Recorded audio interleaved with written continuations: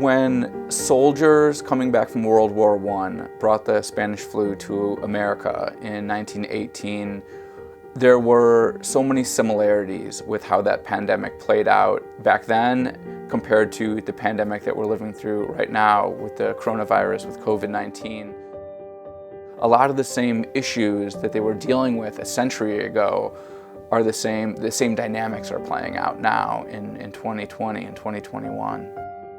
A lot of the people that were hit hardest by the flu were essential workers. And then of course the frontline medical workers as well, doctors and nurses, because they were exposed to these sick patients and they were hit by it pretty bad.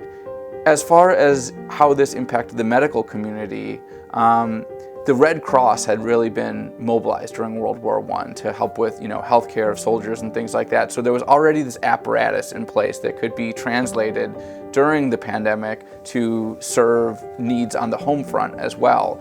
And people really, they were used to stepping up and they continued stepping up. For example, the Richmond Women's Club allowed their facilities to be used as a temporary hospital. And so we really see this spirit of really kind of unity, and I think that's something to remember, is that during national emergencies, during national tragedies, you can really see the best of people or the worst of people. People can turn on each other and get paranoid and freak out and blame each other, or you can see people setting aside their differences and trying to solve these problems. Think about communications 100 years ago. There was no television networks, there was no internet, and so newspapers played a huge role in disseminating the information that these politicians and public health officials were trying to get out there. The newspapers were the most effective way. Looking back through the archives, looking back through these newspaper clippings, you see giant headlines splashed across the front pages, warning people to stay home or telling people about, curfews, mask mandates, etc. Something that is similar back in 1918 as to now is people understood the importance of masks and wearing masks. But what's different is that the enforcement was actually a lot stricter and more punitive back then. For example, in Richmond, there was something called the Home Guard that was set up, and these were essentially National Guard members, soldiers, law enforcement, who were setting up checkpoints and enforcing this mask mandate. And people were getting fined, $5, $10, which was a lot of money back then, or maybe even getting thrown in jail overnight.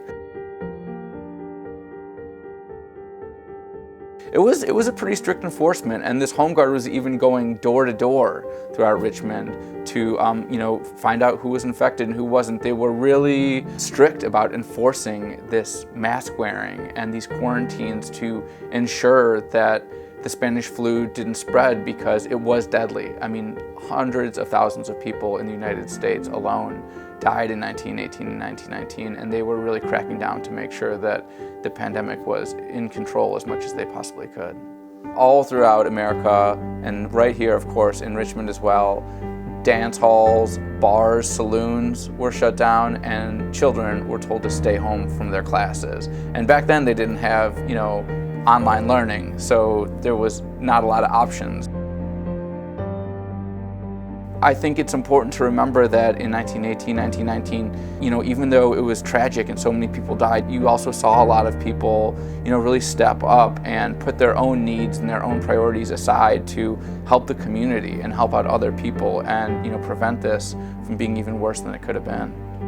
So fortunately, the schools were able to reopen after about 6 weeks, and kids were able to get back to learning. Businesses slowly but surely started reopening again, the bars, the dance halls. But one thing should be noted is that throughout the pandemic, pharmacies and grocery stores and some other essential businesses were able to remain open, just like today.